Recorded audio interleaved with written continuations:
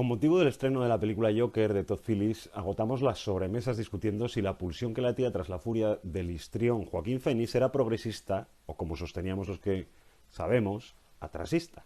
Supongo que a Andreu Buenafuente, por ejemplo, se le quitaría el sueño al ver que algunos paisanos suyos consideraban progresista la simpática escena final de la película. Por otra parte, cualquiera que hubiera visto los títulos anteriores de Todd Phillips, básicamente un catálogo de comedias sobre machos de la especie dando rienda suelta a su testosterona, albergaría pocas dudas respecto a si el Joker se parece más al consejero de Sanidad de Madrid o a la portavoz de la Marea Blanca. A estas alturas, tras dos conatos de golpe de Estado en forma de muchedumbre de espantajos tratando de tomar las sedes del poder legitimados por su enfado y por sus Biblias, es de suponer que ya nadie duda que las películas sobre el individuo antisistema iracundo y descontrolado como la antedicha, como por ejemplo Taxi Driver, de la que ya hemos hablado aquí, o Nightcrawler o Un día de furia, describen el regreso a la ley de la selva, no un conato de revolución. Sin embargo, la cosa se complica si en lugar de hablar de apocalípticos más o menos violentos, como los que hemos dicho, atendemos al cine que describe apocalípticos predicadores o líderes de opinión.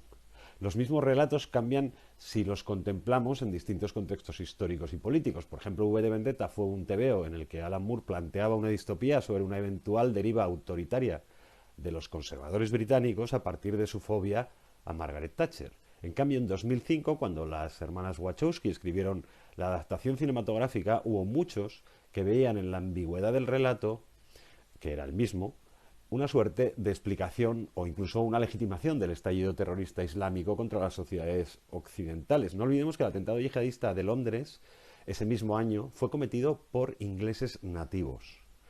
Hasta tal punto eran conscientes los productores de la película del eventual vínculo que el estreno inglés estaba previsto para el 5 de noviembre de ese año, recuerden el 5 de noviembre, y fue pospuesto hasta marzo de 2006. Algo parecido ocurre con la muy celebrada Network, un mundo implacable de Sidney Lumet.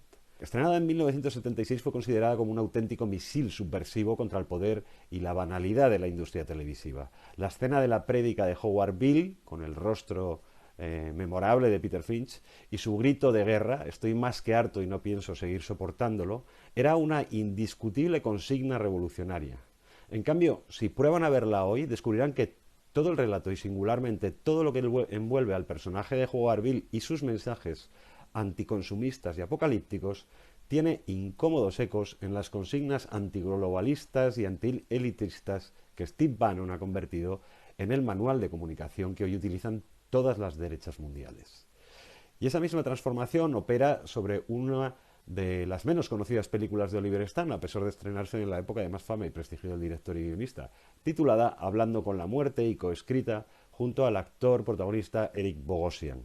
Cuenta la historia de Barry Champlain, un locutor de radio nocturna caracterizado por la crudeza de su trato a los oyentes y por su irreverencia tanto con las convenciones sociales como con sus jefes y con las estructuras de poder mediático.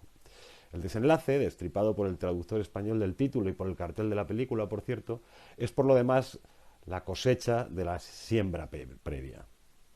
Viéndolas hoy, es fácil imaginar a Howard Beale o a Barry Champlain encabezando el tumulto que entró en el Capitolio. Y eso nos deja flotando la pregunta con la que abríamos. ¿Es la furia una emoción de progreso, como sostenía Lenin, o de atraso, como propugna Steve Bannon?